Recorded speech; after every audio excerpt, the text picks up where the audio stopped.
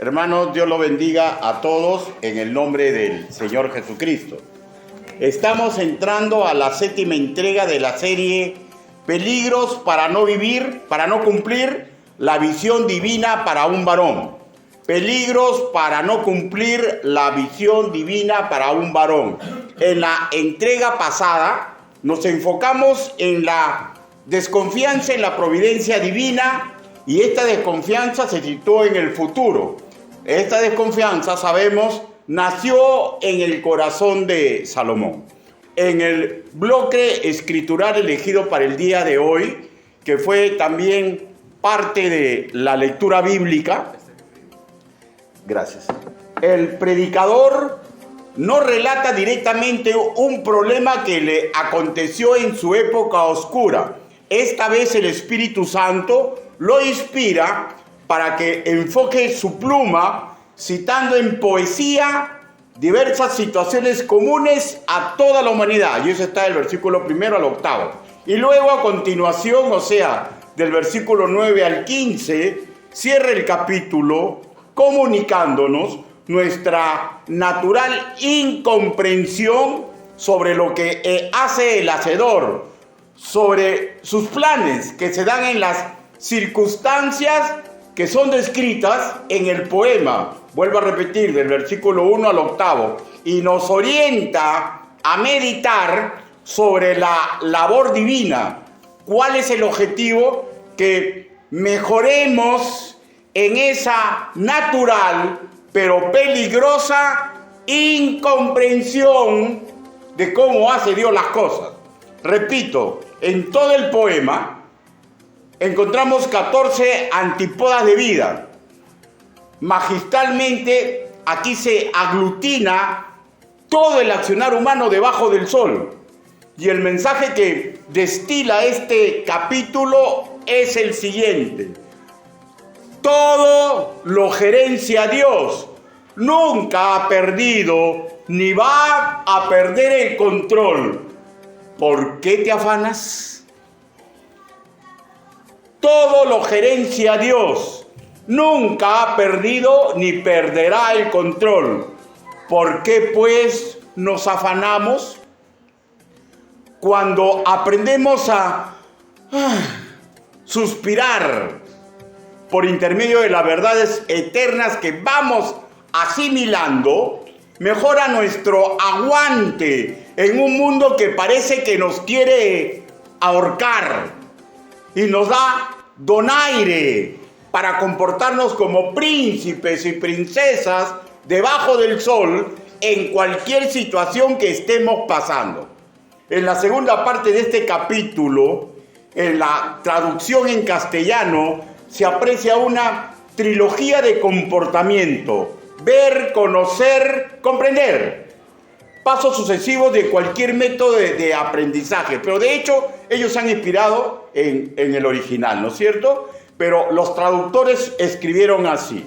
En nuestra Reina Valera, en el versículo 10, yo he visto. En el versículo 12, yo he conocido. En el versículo 14, yo he entendido. De hecho, que ellos desean resaltar el proceso pedagógico que es propuesto por Salomón. Pero en el hebreo solamente vemos 2 vocablos, no 3. La raíz primaria ra'a, en castellano ver, y la otra raíz idiomática primaria yadá, que traduce en el castellano de nuestra Reina Valera en conocer y entender. Ambos sinónimos, o sea, ra'a y yadá, ambos sinónimos. Ambos vamos a tratarlo en su acepción, ambos tienen acepción positiva y negativa, pero vamos a tratarlo en su acepción positiva. En su acepción positiva nos orientan a afirmar que ambas son partes de un mismo proceso. Ver para conocer, ser diligente en observar para discernir, para aprender a pensar, para considerar el contexto del versículo 1 al 8, todas las situaciones que nos pueden pasar debajo del sol, a ayudarnos a, vuelvo a repetir, a pensar en esas cosas que Dios está haciendo valiéndonos de sus revelaciones y no solo con nuestra imperfecta comprensión de las cosas, en síntesis, para apreciar y entender sus maravillas en la vida y en la muerte. Para aceptar, hermanos míos, la vida misma como algo bueno y hasta lo aparentemente malo que también es bueno. ¿Y saben por qué? Porque todo lo que me pasa debajo del sol es un regalo divino. Todo lo que me pasa. Pero hay una incomprensión, ¿no? ¿Cómo comprender, no? Por ejemplo, la muerte de un niño, ¿no? Hoy veremos 3 puntos que complicarían nuestro correcto legado. O sea, ¿por qué nuestro correcto legado? Porque la incomprensión que a veces en la cual vivimos orienta mis acciones. Y al orientar mis acciones, los de mi casa me ven y los de mi congregación también. Y debemos comprender que debemos ser todos nosotros seres de fe, de esperanza, ¿ya? Y de sometimiento a la voluntad divina. Pero antes de esto, permítanme orar. Inclinen su rostro, por favor. Bendito Padre Celestial, mi Dios Santo, mi Dios bendito, todopoderoso. Todos mis hermanos reunidos aquí comprenden a cabalidad que soy un hombre común y corriente. Señor, pero usted me está dando la oportunidad de compartir su evangelio. Hable, Señor Yahvé. Permita que las verdades que usted me ha permitido encontrar en las Escrituras, Señor, las retransmita a mis hermanos para que todos nosotros crezcamos, Señor, y podamos asimilar un poquito de aquellas cosas que no comprendemos. Ayúdenos, papito, porque debemos aprender a descansar en su mano. Así le pedimos, así le suplicamos, en el nombre bendito del Señor Jesucristo. Amén. El primer punto a tratar es nuestra incomprensión que todo es todo en las manos de Dios. Repito, nuestra incomprensión que todo es todo en las manos de Dios. Eclesiastés capítulo 3, versículo 1. Dice: todo tiene su tiempo y todo lo que se quiere debajo del cielo tiene su hora. Todo tiene su tiempo y todo lo que se quiere debajo del cielo tiene su hora. La idea del todo con que inicia este poema se termina hasta el versículo 8. Habla de todas las circunstancias de vida, ¿ya? Todas las circunstancias que nos rodean. Pero por favor, no vayamos a pensar que esta situación nos ate a nosotros los personajes protagónicos de lo que ocurre en el quehacer cotidiano. Y ese es un error ya de práctica y de concepto que tenemos. Hermano, usted no es el centro de la historia, ni yo tampoco, ni ningún ser humano lo es, ¿ya?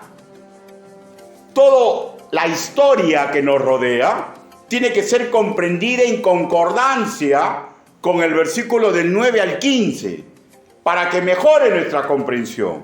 ¿Por qué? Porque la explicación escritural nos invita a considerar, a que asimilemos que todo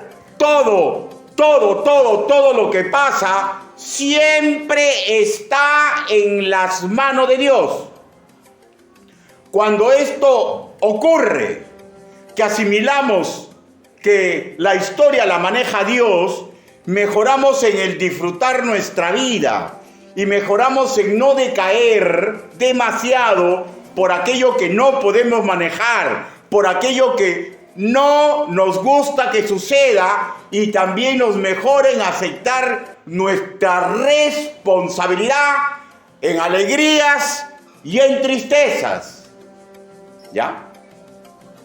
En castellano, en este versículo inicial, hemos leído tiempo y hora. Y una mejor traducción sería tiempo y sazón. El sentido en concordancia con todo este bloque escritural es el mismo. Le da protagonismo central a Dios de todo lo que sucede en el cosmos. Ojo, pestaña y ceja. Que el Altísimo maneje la historia no implica que nosotros no tenemos responsabilidad por nuestras propias decisiones. ¿Por qué? Porque ninguno de nosotros es una marioneta. Por lo tanto, sin importar que Él maneje la historia, yo voy a cosechar lo que siembre. La ley de la siembra y la cosecha. Cuando inicia el verso en castellano, dice, todo tiene su tiempo. La terminología para tiempo en el vocablo original en el hebreo es el término et, que podría traducirse en un lapso de diferente duración. Saben que el lapso es sinónimo de tiempo, ¿no? Un lapso de diferente duración. Podría ser hora, día, mediodía, estación, época. Pero hay una característica del tiempo. El tiempo no se detiene. En ese lapso fragua el Eterno. ¿Ya?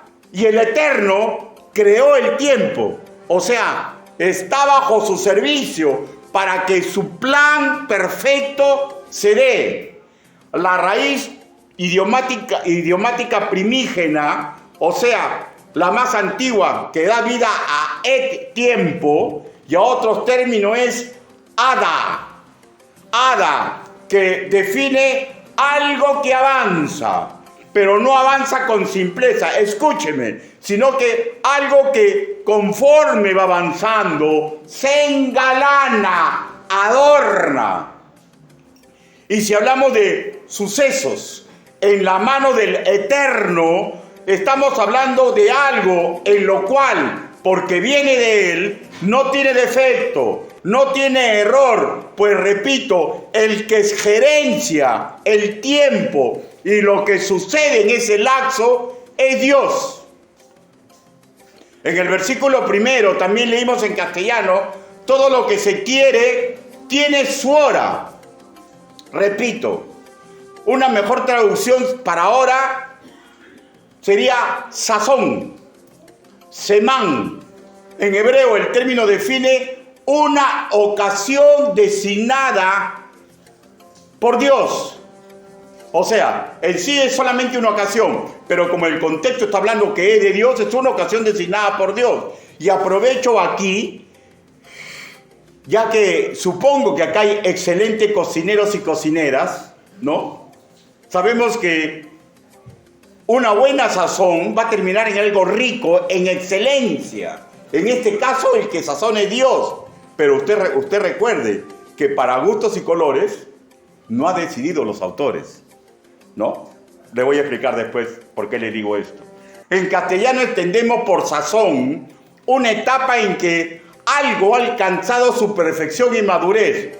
Y si consideramos que al hablar de esta sazón es algo que Dios está haciendo rico, desde el versículo 2 al versículo 8, habla de toda circunstancia de vida, porque todo el proceso siempre ha descansado en el poder del Dios eterno. De hecho, usando la lógica de nuestra raza caída con el refrán que le dije, sabemos que todo lo que hace un ser pensante, por más útil y maravilloso que sea, forzosamente no nos va a gustar a todos. Y en esta línea de pensamiento diré que hay veces la sazón divina no nos gusta, no la comprendemos. Y hasta aquí, hermanos míos, no habría ningún problema, porque gustos y pareceres es algo que se nos permite tener. La cuestión es preocupante cuando resistimos esa sazón y cuando vamos en contra de ella. En el caso de la sazón y hechos regentados por Dios, relatados en el poema del 2 al 8, ¿ya?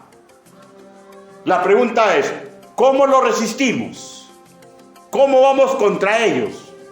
Simple, cuando pensamos que en las cosas buenas podemos gozarnos, deleitarnos, dejando de lado las indicaciones bíblicas. Y cuando creemos que en las cosas que no nos gustan, nosotros podemos cambiarlas, ya saliéndonos de la voluntad de Dios.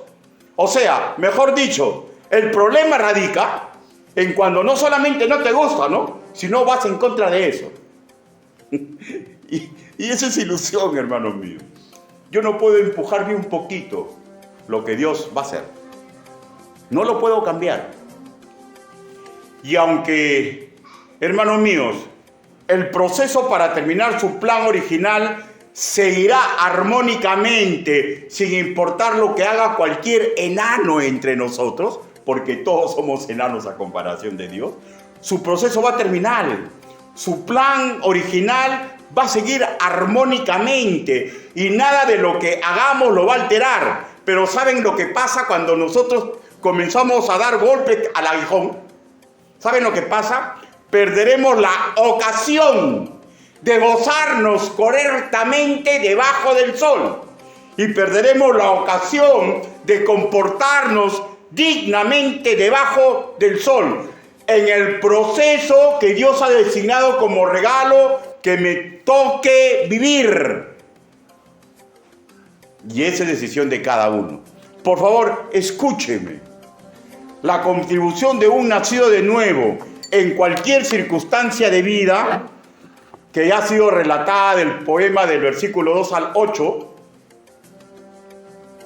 debería ser vivir nuestro estilo de vida, como se le propuso a Josué: esfuérzate y sé valiente, en cumplir las indicaciones escriturales en cualquier situación de vida que te toque vivir. En la guerra y en la paz, cuando sea de curar o cuando sea de matar, cuando sea de destruir o cuando sea para edificar, cuando sea para callar, cuando sea de moverla sin hueso, cuando sea la época de esparcir, cuando sea la época de juntar, en el tiempo de amar y en el tiempo de odiar.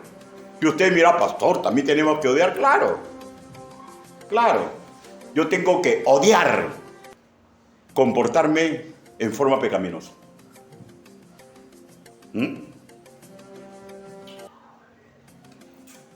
síntesis, en toda circunstancia que vivamos debajo del sol, tenemos que esforzarnos y ser valientes para vivir como Dios nos designa en la palabra que tenemos que comportarnos.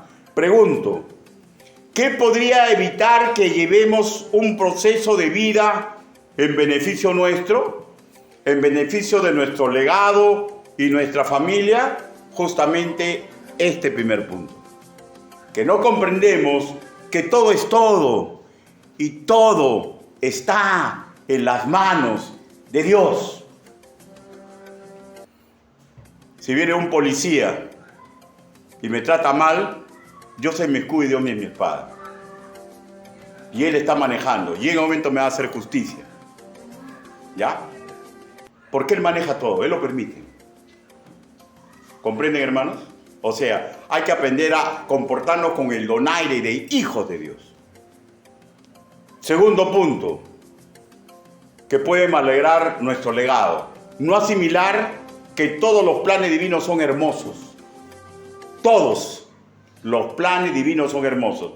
Para lo cual vayamos a Eclesiastés, capítulo 4, versículo del 10 al 11.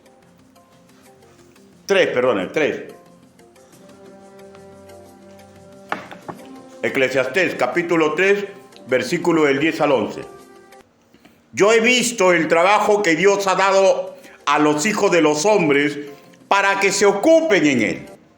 Todo lo hizo hermoso en su tiempo y ha puesto eternidad en el corazón de ellos, sin que alcance el hombre a entender la obra que ha hecho Dios desde el principio hasta el fin. Hermano, inicia este bloque recordándonos el trabajo que se le ha dado a la humanidad lo que nuestra Reina Valera 1960 tenemos por trabajo es el vocablo hebreo inyan, que implica ejercer una faena por la cual daremos cuenta, pues toda la humanidad, no hay ningún ser humano que no sea inexcusable. ¿Y saben por qué? Porque tenemos conciencia para desempeñarnos durante nuestro paso por este mundo. Con respecto a los creyentes de ambas dispensaciones, Congregación de Israel y a la Iglesia, siempre se tuvo y aún se mantiene el mandato sempiterno que, repito, le fue expresado a Josué: atravesar cualquier circunstancia de vida guiándonos por la luz de las Escrituras que alumbre el camino en el cual andamos. Salomón, inspirado por el Espíritu Santo, en su etapa de predicador escribe que Dios todo lo hizo hermoso en su tiempo. La asimilación de esta verdad divina ayuda, ¿pero a quiénes? A los que suspiran por Dios. Cuando leemos hermoso, va más allá de lo estético, ¿ya? Pues el término hebreo es yafé, que define no solamente a lo que es hermoso, sino a lo que es bueno. Y si de acuerdo a su plan para mi vida permite que yo pase cualquier situación, sea agradable o sea conflictiva, es algo hermoso y bueno, que encaja en su plan general, que avanza a perpetuidad en el tiempo, que todo lo engalana y donde es imposible que haya error.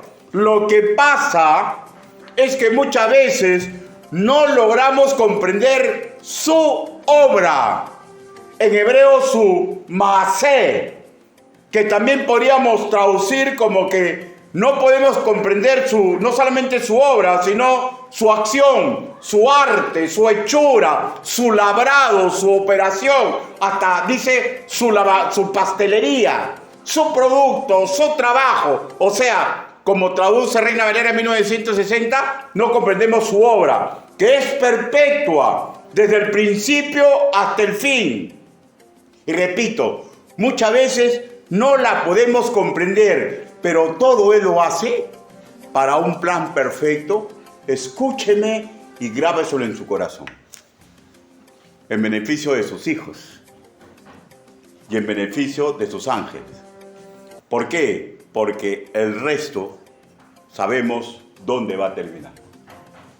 Y nadie podrá decir que no se le predicó el Evangelio de vida.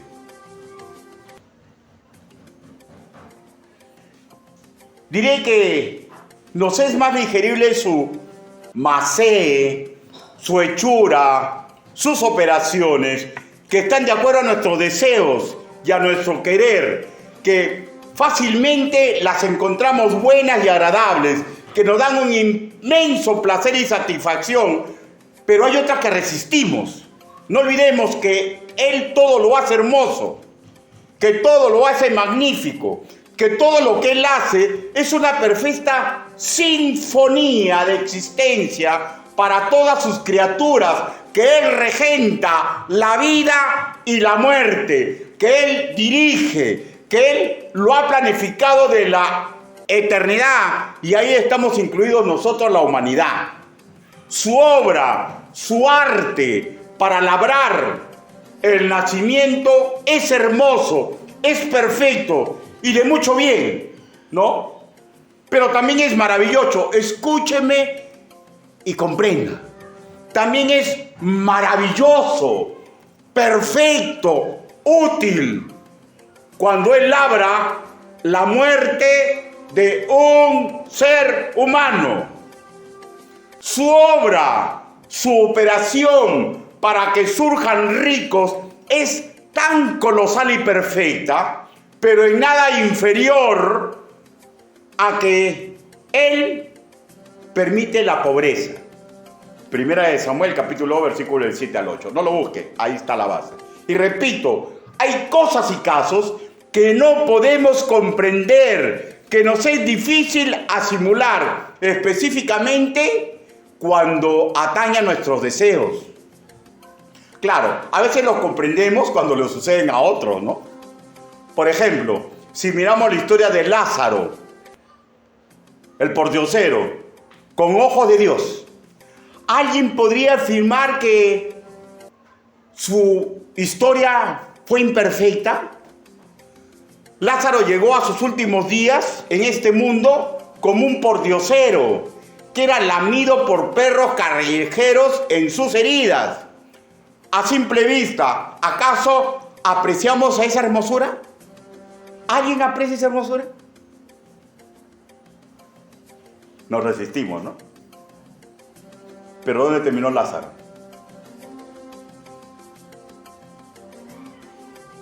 ¿No?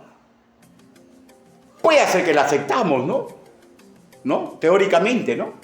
Pero pregunto, si algo de eso le pasaría a su padre, ¿admiraría usted la obra perfecta de Dios? ¿Y si Lázaro fuera usted? Repito, todo es un poema magnífico, desde el versículo 2 al versículo 11, pero hay cosas que no nos cuadran. Unos casos sí y otros no. Especialmente no nos cuadra cuando vemos afectados nuestros deseos, nuestros intereses, porque todos pensamos en nuestros intereses, ¿no, hermano mío? ¿No? Y cuando nos hace oler nuestros sentimientos. Pero ténganlo por seguro, Lázaro era un hombre que no tenía para comer, mendigaba, su cuerpo estaba golpeado, pero él le daba la gloria y la honra a Dios. ¿Se acuerda de Noé? ¿Cómo lo golpeó, no? Y vino la esposa, ¿no? ¡Maldice a Dios y muérete! Y él le dijo, como mujer fatua has hablado. Dios me dio, Dios me quitó. ¿No es toda la gloria para Dios? Hay una historia perfecta en la salud y en la enfermedad. Repito, hermano mío, pero nos es difícil verlo, ¿no? El versículo 11 nos comunica, Dios ha puesto eternidad en nosotros. Ojo, no solamente porque viviremos para siempre, ¿ya? Porque esa es una herencia divina del Eterno. Tendremos vida sin fin, hermano. El problema radica que unos en el lago de fuego y otros en el tercer cielo. Pero Él ha puesto un soplo de eternidad en nosotros. También implica ese poner divino, un deseo inherente en todos nosotros de ser eternos e inmortales, ¿no? Aunque muchos no lo reconocen, todos desearían ser inmortales, ¿no? Todos desearían perpetuar sus cosas, ¿no? Y qué bien que esto exista, ¿saben por qué? Porque nos puede dar consuelo y nos puede llegar al contentamiento si aprendemos a suspirar por las doctrinas bíblicas. Por ejemplo, ¿no? ¿Se acuerdan de David? Cuando murió su niño pequeñito que no había cometido pecado. Lloró y lloró, Señor, no lo mates, Señor, no lo permitas, Señor, por favor, yo sé que he pecado, yo tengo la culpa. ¿Qué palabra le diría a Dios? Pero la Biblia relata que se vestía de cilicio y llanto, desayuno, almuerzo y comida, ¿no? Y cuando le enteraron que el chico había muerto, los trabajadores del palacio, ya no tenemos rey, ya, si era anciano ahora que sepa que murió. Y él salió bien bacán. Y cuando le preguntaron por qué, porque yo sé dónde él ha ido y yo sé que yo voy a estar con él. O sea, este sentimiento de la eternidad no da paz en el corazón, ¿ya? Pero porque comprendemos hay cosas que no comprendemos, ¿no? Y la verdad, hermanos míos, en casi todo tiempo han existido sueños por alcanzar, ¿no? Y todos pensamos en la eternidad, ¿no? En la literatura de la humanidad, la fuente de la eterna juventud, ¿no? Es casi propia a casi todas las culturas, ¿no? También los mitos de inmortalidad, que traducen ese deseo pegado en el alma que Dios nos ha puesto, hermanos míos. Por ejemplo, los británicos antiguos, ¿no? El Santo Grial, que buscaban los caballeros de la mesa redonda, ¿no? En la mitología sí, china, Sun Wukong, el rey mono. ¿Han visto la película El rey mono inmortal? ¿No? Kismalesh en Sumeria. Y podríamos hablar de muchos casos más.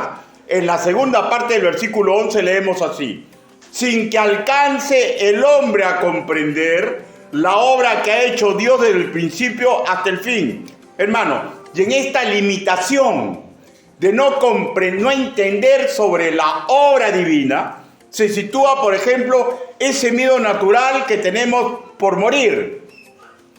¿Ya? Ese pesar que sentemos por la muerte de un ser querido. Pero yo le digo, pues, esa muerte es tan útil como un nacimiento. ¿Alguien no tiene miedo acá a morir? O sea, nada, alguien levante la mano. Pero cuando comenzamos a comprender dónde vamos, tenemos una fuerza. Y cuando los seres que aún no han hecho pacto con Dios comienzan a comprender también dónde van, puede hacer el día más maravilloso de su vida para que acepten a Cristo como su Señor y Salvador. ¿Ya?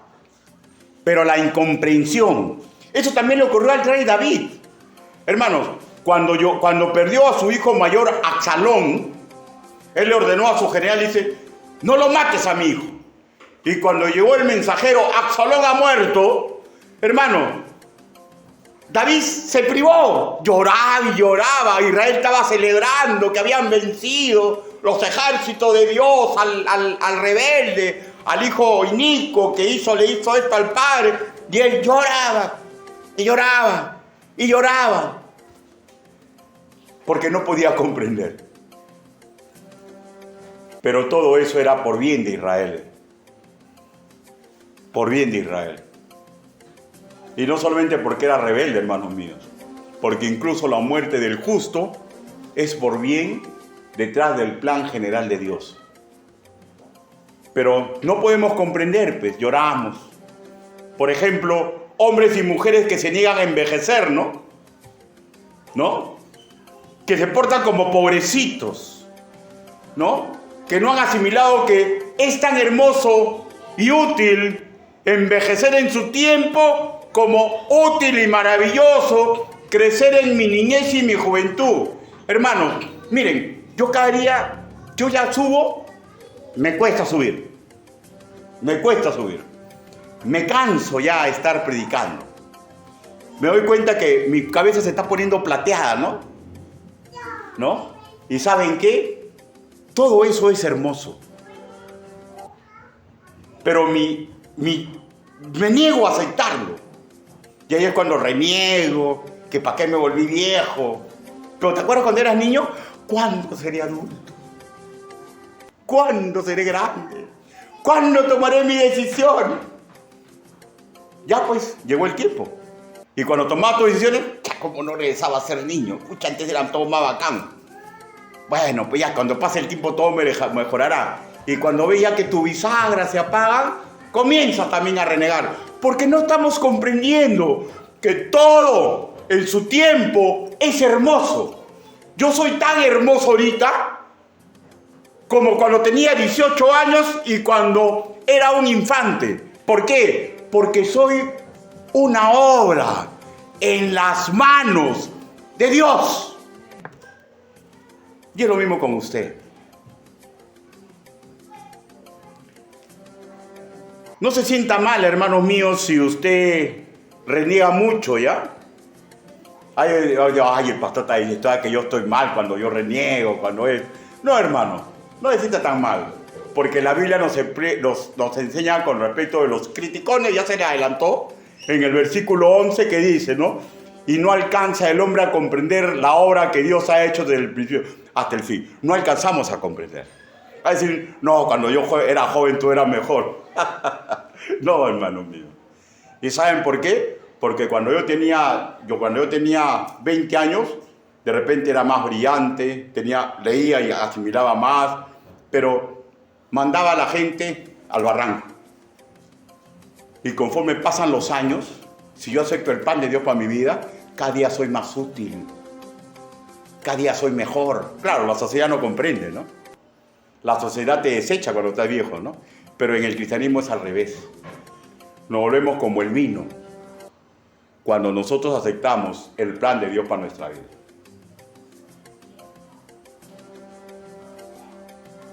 Algo natural, hermanos míos, y le va a suceder a usted. Cuando las cosas no le cuadran, va a desfallecer, sus emociones van a tambalear, y es algo natural. Dios ya lo dijo, no comprendemos la obra de Dios. Pero para eso se nos educa, para que aprendamos a tener la óptica divina, para que comprendamos que cada día que pasa se acerca al día más hermoso de mi vida. ¿Saben cuál es el día más hermoso de mi vida? Cuando me reúna con mi Señor y Salvador. Pero mientras que yo esté acá, mi tiempo, soy hermoso, soy perfecto. ¿Y saben por qué? Porque todo lo que me está ocurriendo está en las manos de Dios. Todo tiene su razón de ser en Dios. Y todo, vuelvo a repetir, que nos está sucediendo es hermoso. Repite, útil sobremanera. Aunque nuestro intelecto lo rechace y nuestros sentimientos digan, no, yo prefiero ser joven nuevamente. Yo la verdad que no. Respiro con nostalgia cuando era joven, ¿no? Cuando era pues varón dandy, ¿no? Cuando era juguetón, cuando agarraba y decía, yo agarraba, pero saltaba, ¿no? Ahora no, pues, ¿no? Despacito. Pero no extraño eso. Y vuelvo a repetir, porque en la mano de Dios me siento que ahora soy más útil que ayer. Incluso el día que me muere, hermanos míos, va a ser el día más espléndido de mi vida. ¿Por qué? Porque busque Eclesiastés, capítulo 7, versículo 1. En la segunda parte.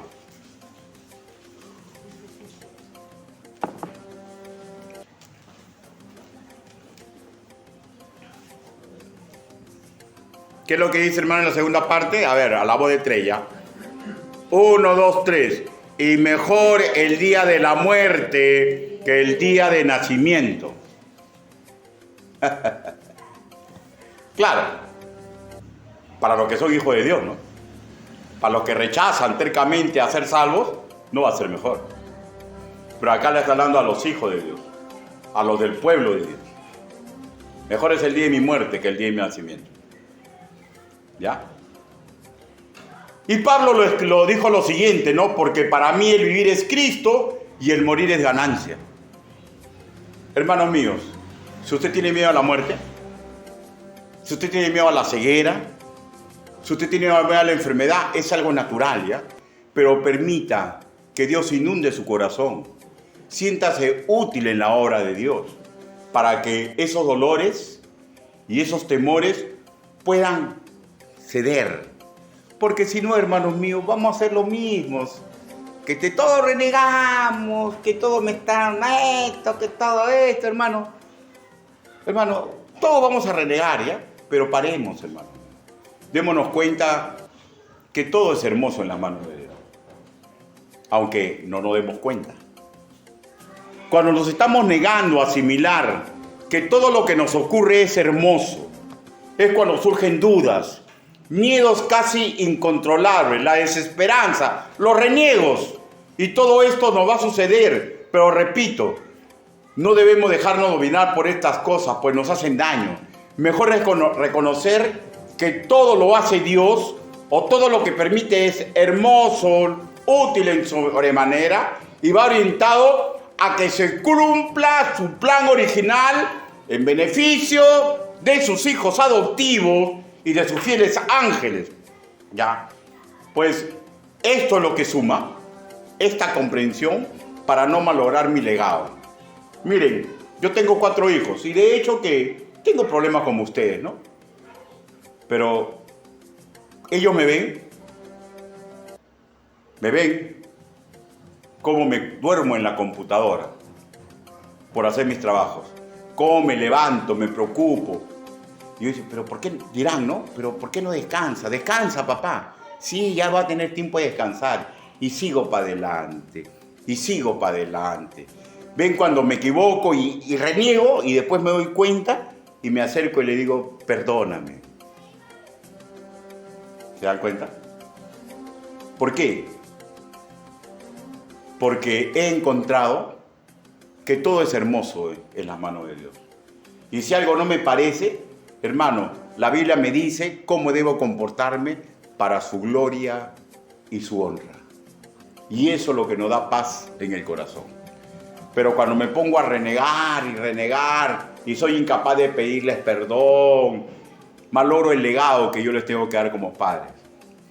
Cuando no sé perdonar a mi esposa y cuando no sé pedirle perdón a mi esposa, estoy malogrando el legado que le entrego a mis hijos. Cuando un hermano en la congregación me falta y me hace daño y de frente decido yo sacarle la cabeza como hay estilo en algunos sitios o marginarlo, hermano, yo no estoy comprendiendo que yo tengo un legado para entregar a mis hermanos, porque todo lo que me ocurre es hermoso, porque algunas son pruebas y otras disciplinas, pero el Señor está conmigo, adelante, en medio y atrás. Nos lleva al tercer punto: no asimilar el plan divino de que tengamos sanas alegrías y que hagamos el bien. Versículo del 12 al 13, 3, 12, 13 dice: yo he conocido que no hay para ellos cosa mejor que alegrarse y hacer el bien en su vida, y también que es don de Dios que todo hombre come y beba y goce del bien de toda su labor. En el versículo 13 se nos habla del don de Dios. Don de Dios, hermanos míos, es un regalo que no merecemos, ¿ya? Pero por igual somos obsequiados por nuestro Señor.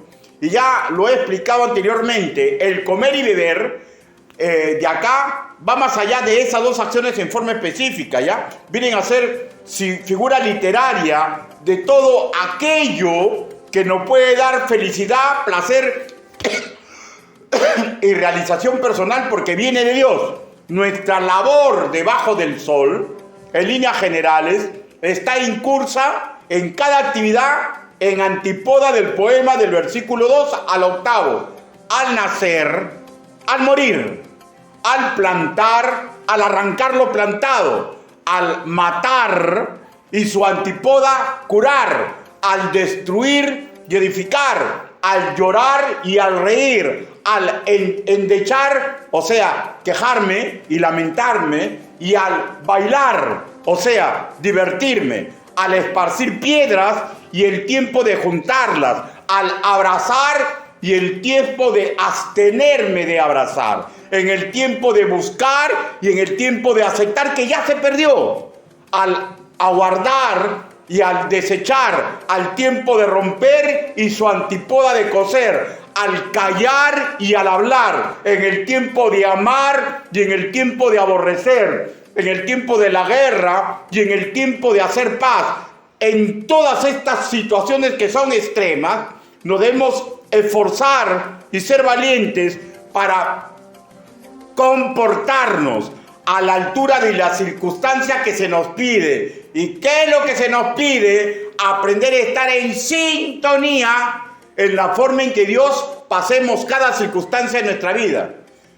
Podemos tener sanas alegrías y responsabilidad en los nacimientos. Debemos tener sanas alegrías y responsabilidades en el tiempo de plantar. Debemos tener sanas alegrías y responsabilidad correcta en el tiempo de curar.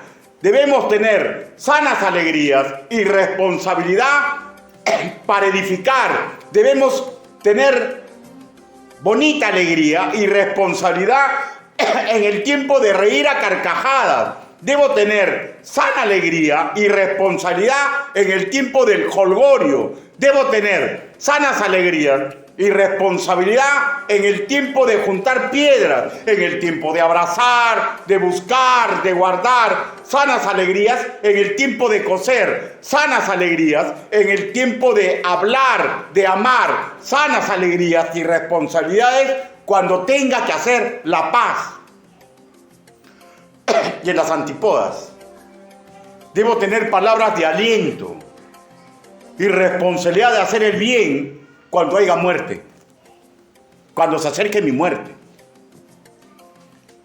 tengo que expresar palabras de aliento y sana responsabilidad y hacer el bien cuando tenga que arrancar lo plantado.